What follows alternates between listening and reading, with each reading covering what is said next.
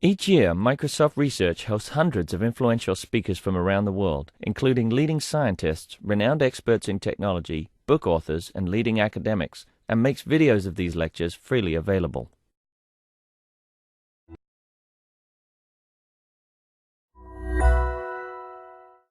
Our last speaker is Rami Beroukim, who is an assistant professor of medicine at Harvard Medical School and the Dana-Farber Cancer Institute, and also an associate member at the Broad Institute. Great. Can you all hear me? Yeah? OK. So first of all, I want to thank the organizers for inviting me to this exciting conference to speak. Please feel free to ask questions at the end, but also in the middle if you'd like. I prefer to be interrupted. My laboratory is interested, like Ben Raphael's, in cancer genetics. We have a particular focus on copy number changes in cancer. And so I want to talk today about some of the approaches we've been taking to understand and interpret the copy number changes we observe in cancer. And we're, in all our studies, we're motivated by an understanding that copy number profiles in cancer are complex. So this is a view, washed out view, unfortunately, so you can't really see some of it. But of 3,000 different cancers, each cancer is a column extending from chromosome 1 to chromosome 22. Regions in red are amplified, and regions in blue are deleted. And if there were a better color in this slide, you could see that every single region of the genome is amplified in some fraction of cancers, and every single region of the genome is deleted in some fraction of cancers. And more than that, there are these complex patterns where some samples have many events across their genomes. Other samples have very few events. Some regions have many events, and those events are sometimes very big events, and sometimes they're very small events. And then there can be correlations within there. So there's a lot of information in these data, and Ben Raphael was mentioning some approaches to mining these data, and we're taking some of the same approaches and some different ones. So the types of questions that these data can answer are, first of all, which are the driver genes? You know, although every region of the genome is amplified and also deleted in different cancers, we don't want to say that every region of the genome is important in driving cancer. Not every gene amplification is important in driving cancer. So which of these events are driving cancer, and what are the genes that they're targeting? Another question is, what other important genes are affected? Along the way to cancer, as cancers evolve, do they genetically modify genes that may not drive cancer, but might nevertheless shape the behavior of those cancers? And third, what are the patterns of change, and what do these imply about the mutational mechanisms by which cancers arise, and the functional consequences of these mutations? So those are some of the questions we're trying to answer, and I'm going to give you some vignettes to describe the sorts of approaches we're taking. So, you know, as Ben Raphael mentioned, algorithms are important, and we're doing a lot of trying to develop algorithms. Networks are important, but also data is important. And so one of the main drivers of our work is just increasing amounts of data. And this is true for Ben as well, and John and all.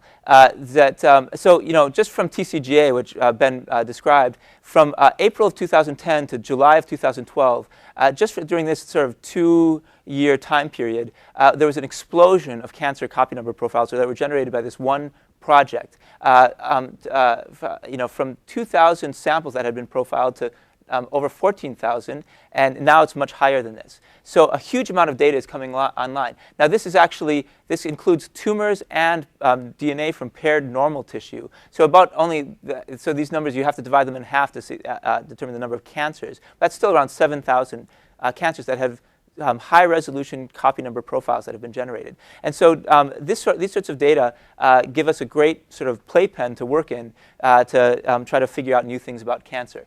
I'm going to describe some specific results from a paper we published recently that was done through the TCGA pan-cancer effort, which Ben was part of as well, where we performed a joint analysis of 5,000 cancer genomes across 12 cancer types. Since then, we've done additional analyses of larger numbers of cancers, over 8,000, across more cancer types. The general themes of the results I'm going to be presenting are mirrored in those larger analyses, and some of those results of those larger analyses are online, and I'll point you to that website. So we took each of these cancers and we generated copy number profiles, and then we tried to interpret those profiles. So how do we interpret them? Well, the first thing we want to do is figure out what's the temporal sequence of events that led to the copy number changes that we observe. That's not what we get from the original data. The initial data is we have 2 alleles, and we can get the copy number of each allele. So for instance, here, the one allele has 0 copies, and here the other allele has 1 copy.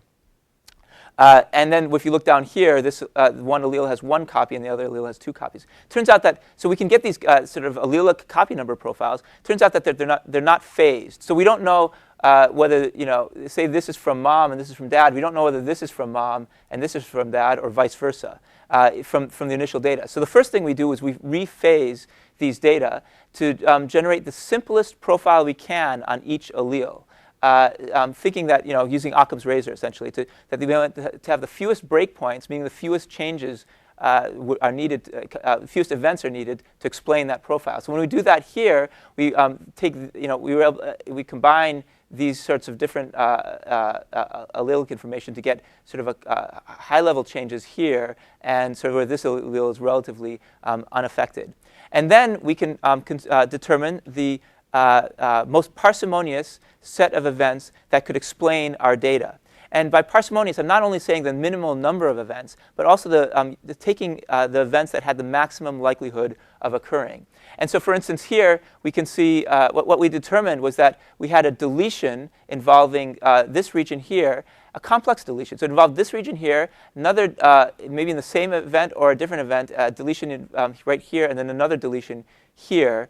So not clear whether those happened at the same time or adjacent times, but that ended up putting these originally distant regions of the genome together, so that joined these distant regions of the genome together, so that one amplification event could lead to what looks like 3 separate amplification events here, because the deletions had preceded them. And then likewise, we had an amplification of this chromosome arm here, followed by a deletion of part of it.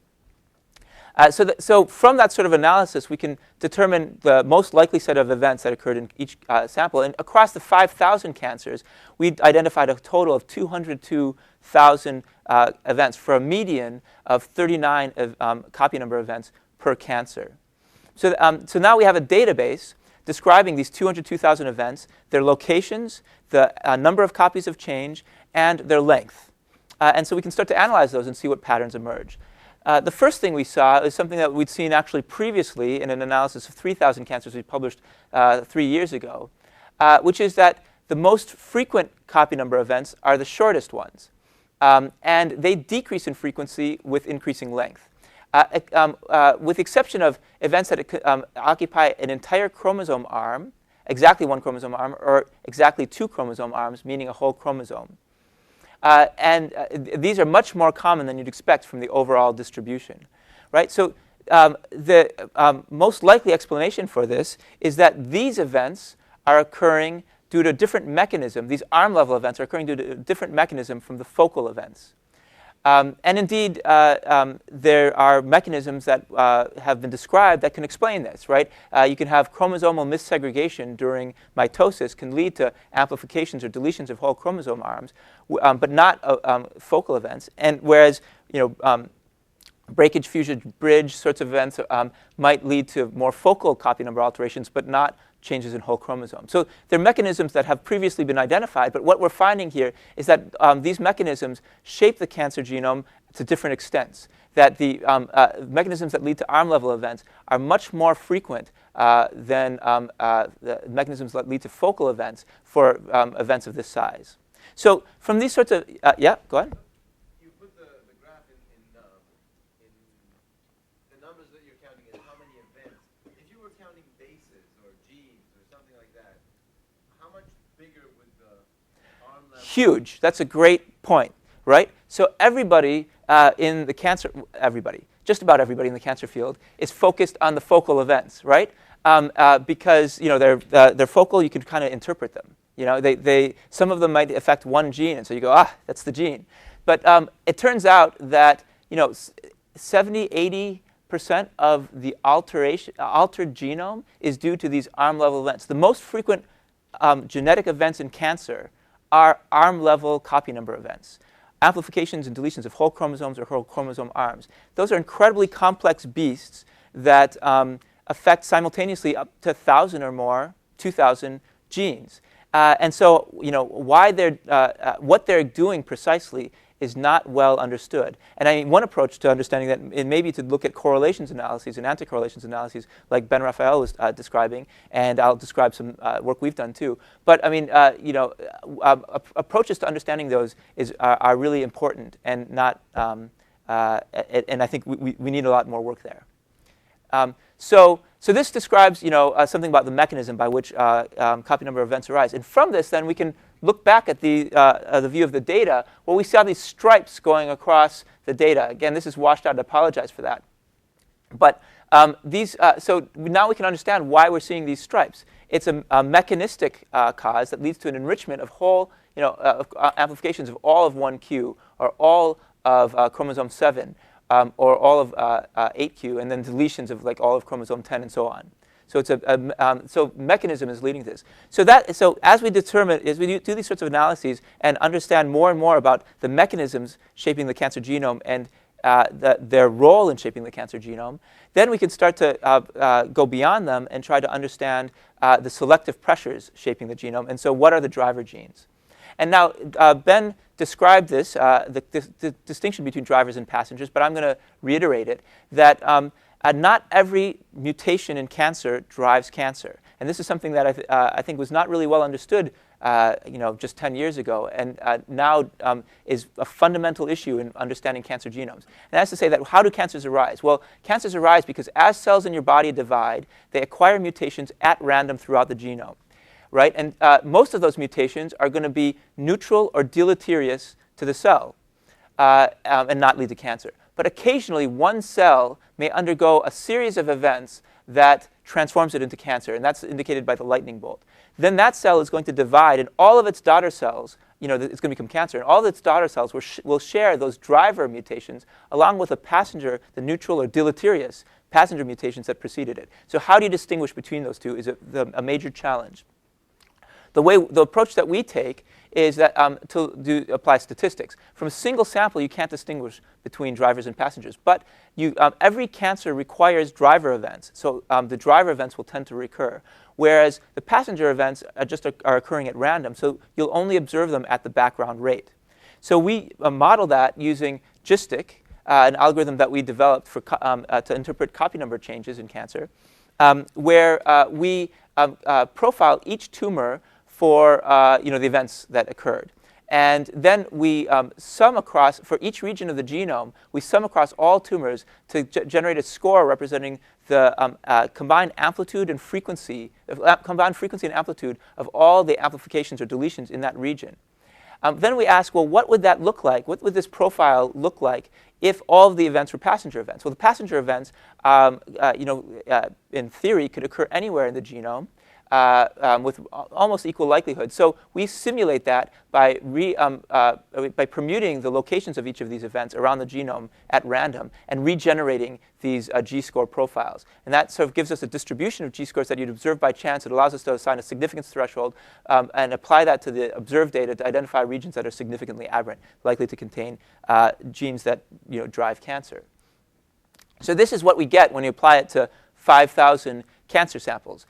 We see across the genome along the y-axis, we could see the significance along the x-axis for deletions on the left and amplifications on the right. And what we see is that there are these needle-like projections where like very small regions of the genome can get recurrently amplified or deleted. And as you go to the tips of these projections, they really focus in on just a few genes. And those few genes are the ones that are most recurrently amplified or deleted and most likely to be the oncogenes or tumor suppressor genes that account for these events. So we were able to deconstruct these graphs into 70 independently significant deletions, 70 independently significant amplifications, and with a small number of genes per peak region on average. And this small number of genes is in part because we're able to analyze such big data sets nowadays. What are those genes that we're observing? Well, first of all, of the 140 regions, only 38 contain known amplified oncogenes or known tumor suppressor genes. And that includes most of the known amplified oncogenes, many of the known tumor suppressors, but it leaves the majority of the regions unexplained. And so to me, what that implies is that despite the profusion of genetic data that we've obtained from cancers over the last few years, much of the cancer genome remains to be explained. When we look at the most significant regions of amplification, we see a few things. These are the top 20 and top 20 peak regions.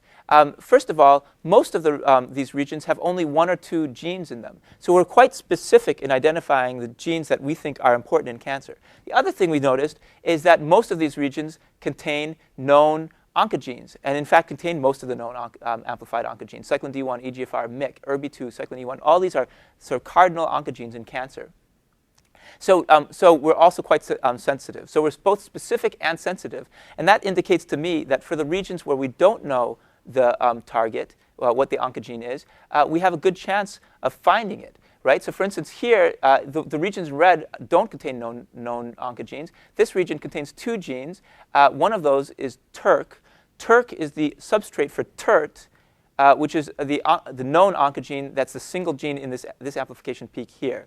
And so to my mind, we know a lot about TERT biology. TERT is telomerase. It allows for extension of the telomeres to make cells immortal.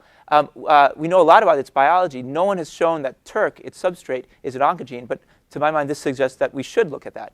There are other regions. So many of these regions contain epigenetic regulators, WHSC1L1, KAT6A, KDM5A, all regulate chromatin structure and epigenetics.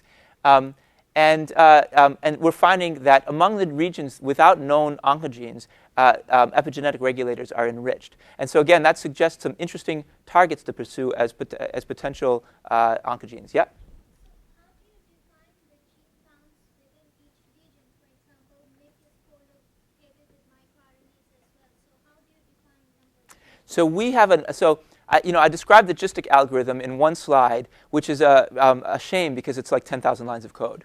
So there are a lot of additional functions or routines within that algorithm. So one of those is to say, if you have a peak of a certain shape, what are the boundaries of that peak where you'd expect that where you'd have, say, 95% confidence that the gene lies within those boundaries. And so you can set whatever confidence threshold you want, 99%, 95%, 50%. So we set those to some level and then say, well, what are how many genes are within that interval? And so this is using a 95% confidence interval. Okay. So I think there are a lot of interesting results here that should be followed up. We don't have the power to do that. We don't the ability to do that. So we've put all the results up on the web at www.broadinstitute.org/TCGA. Encourage you to check it out. You can query your favorite gene for its frequency of amplification, its significance of amplification, whether it's in a peak region, across all cancers that we've analyzed or across specific cancer types. You can also look at those specific cancer types and ask what are the most important regions, both for amplifications and deletions. And we have up multiple different analyses, including the analysis of the 5,000 cancers, as well as more recent analyses of 8,000 cancers and more for your viewing pleasure.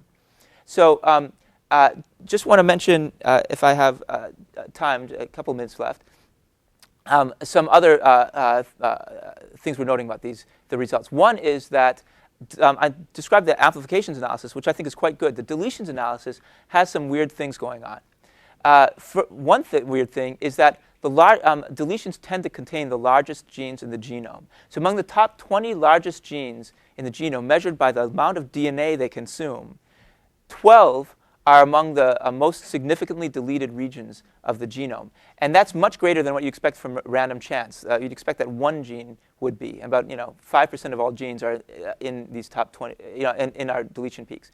So that's a tremendous enrichment. It's not an enrichment that's observed for amplifications. You see decreasing, you continue to see enrichment for slightly smaller genes, although sort of decreasing levels. So what's the reason why large genes tend to be deleted? Well, there are 3 possible explanations. First is that large genes may be tumor suppressors, preferentially tumor suppressors. That's possible, and I think in some cases it may be true. But for 12 out of the top 20 largest genes, seems unlikely. Some of those genes are the Duchenne's muscular dystrophy gene, for instance. I don't know of any data that say that people with muscular dystrophy have higher rates of cancer. Not clear that this is correct.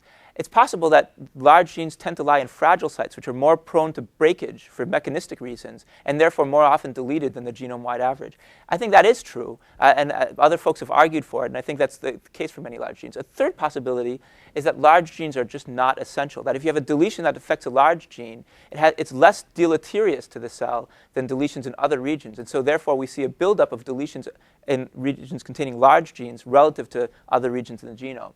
And that's something that I think we have some evidence for. So for instance, large genes tend to lie in gene deserts, where the local, so it's as if they've pushed away the other genes in the genome. So the local gene density around the 20 largest genes in the genome is about a third of the gene density genome-wide, the average gene density genome-wide. For slightly smaller genes, the gene density is not quite as low, but it's still much lower than the genome-wide average. And so a deletion that affects a large gene will affect fewer genes overall than a deletion in some other part of the genome. And in fact, when we look across that large database we have of hundreds of thousands of copy number events, we see that no matter where you go in the genome, deletions tend to avoid genes. So for instance, homozygous deletions affect 30% fewer genes than you'd expect if they were randomly distributed around the genome. And that's not true for amplifications. Amplifications don't tend to avoid genes to the same extent. So what's the reason for that? Well, seems to me to be pretty clear what a potential reason is that if you have a deletion that affects a bunch of genes, it's more likely to affect an essential gene, one that's necessary for the cell to survive, and therefore it's going to kill the cell. So we'll tend not to see those deletions in cancers. And we can see that actually on an individual level. So we're now identifying where the essential genes are in the genome in cancer genomes. And this was from a paper that we published last year with Bill Hahn, where he had generated RNA interference data from 86 cell lines, where they'd knocked down 11,000 genes in each of these cell lines. And so we could then ask, how viable were the cell lines after knockdown of each of those genes? And so we could ask, well, how does that viability correlate with copy number? And specifically, if the gene is hemizygously lost, do we see cases in which that hemizygous loss predisposes the cell to be more vulnerable to further suppression? The idea is that for essential genes, if you have cells that have hemizygous loss, that maybe they're closer to the edge, closer to a cliff, so that if you just knock down that essential gene a little bit more, you'll kill that cell, whereas that same level of knockdown in a normal cell with 2 copies would not affect it. This is a way of trying to identify a new universe of therapeutic targets in cancer, non-drivers that might be nevertheless therapeutic targets. We found many genes and followed one up, but what we also found was that most of those genes are in fact essential genes, as we'd expect, and we could see where they were. And so an example of that is SMU1 here on 9p. 9p, it contains p16, the most frequently deleted gene, homozygously deleted gene in cancer, and it's and those homozygous. And so this is a view of multiple different cancers. Each is a column, and again, deletions. Homozygous deletions are shown in dark blue. Hemizygous deletions are shown in light blue. And the homozygous deletions often lead right up to SMU1, but never encompass it. That would be expected because SMU1, as we were finding in our screen, is an essential gene. So any deletion that covered SMU1 would kill the cell. But what that implies is that the universe of deletions available to a cancer cell that would take out p16, a tumor suppressor gene, but leave but leave the cell viable, is limited by the placement of SMU1 here. So that if SMU1 were placed closer to the p16, fewer deletions would be available to cancer cells to enable them to become cancer. So you'd see, so if SMU1 were closer to p16, you'd observe smaller deletions around p16, you'd observe fewer deletions of p16, and you'd observe fewer cancers, right? So what that suggests is that the frequency with which a tumor suppressor gene is deleted is determined not only by the potency of that gene as a tumor suppressor, but also by its environment, by where essential genes are in its neighborhood. And so to understand positive selection, where the driver genes are, we need to understand negative selection as well.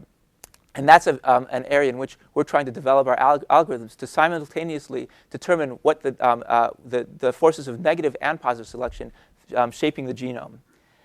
So I have a couple more minutes. I'm going to skip the last bits, which would look at correlations analyses, and go straight to the acknowledgements, where I'd like to thank, first of all, Travis Zach, Steve Schumacher, Matthew Myerson, Craig Mermel, and Gad Getz, who did most of the work leading these pan-cancer projects, as well as many people in my lab and other collaborating labs. Thank you.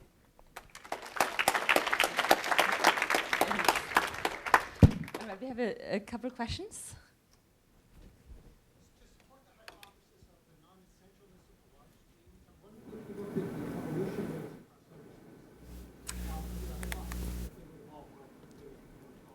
So that's a great question. That's a great question. So what makes a gene large, right? I was talking about the size of the gene in the DNA, right? So that's mostly determined by the size of the introns, not of the exons, right? The larger an intron, so having very large introns, there's some data to suggest that that's one way in which a cell regulates the expression level, right? So that the larger the introns, the lower the expression level. So that would argue that those genes are less essential. And often those genes, I mentioned the DMD gene, the Duchenne's muscular dystrophy gene, which is obviously involved in muscle and which is the nervous, essentially neuromuscular system. Many of these genes are involved in neural development. So again, not clear that they're that important in colon cancer. One more question. Oh, Hi. yeah. Great talk. Thanks. So there are these correlations between where copy number breakpoints are and replication timing. And there Yes. are correlations between replication timing and gene length. And I don't know the direction of all these correlations off the top of my head, but could this be an alternative explanation for why you see? So that explanation is that late replication time predisposes you to having makes it more fragile site because you have less time to fix any errors that are gained, and so if you have a breakage, you don't fix it, and then you get a deletion there, right? So it's a mechanistic explanation. So it's saying that they're fragile sites in large genes. I think that's absolutely a reasonable hypothesis and something that I think works. I think both of those explanations, like lack of essentiality of the large genes and their fragility, are two explanations that account for. In tandem, account for the phenomena we're observing, and we're working along those lines to try to understand, as you saw, the mechanistic explanations as well to control for those in determining what are the selective pressures, and taking replication time into account and so forth. We're still not there yet in terms of really having a great the ideal biological model. Great, thank you. Let's thank our speakers again. Also, a special round of applause on behalf of all of us to Microsoft Research New England to actually host this, Tony to set all this up, and Jennifer and Christy to organize it. Thank you very much. Okay, so before we convene, I want to also thank not only all the speakers, but everybody who made the posters. I saw a few of them, I really liked them. And we should also talk, so not only Tony, but Jessica, who is standing there, who really helped us with all the logistics. Tony is great, but I think without her, this would have been more chaotic, I think. So let's all thank Jessica.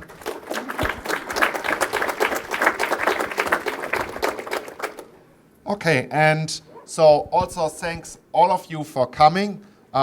We hope to see you back we definitely will have another CABI event. I think it probably will be in 2 years. At some point, we'll need a different building because this is growing fast. And for those of you who want to see sort of the talks in more detail, there will be videos posted in a week or two on our CABI website. Okay, thank you all.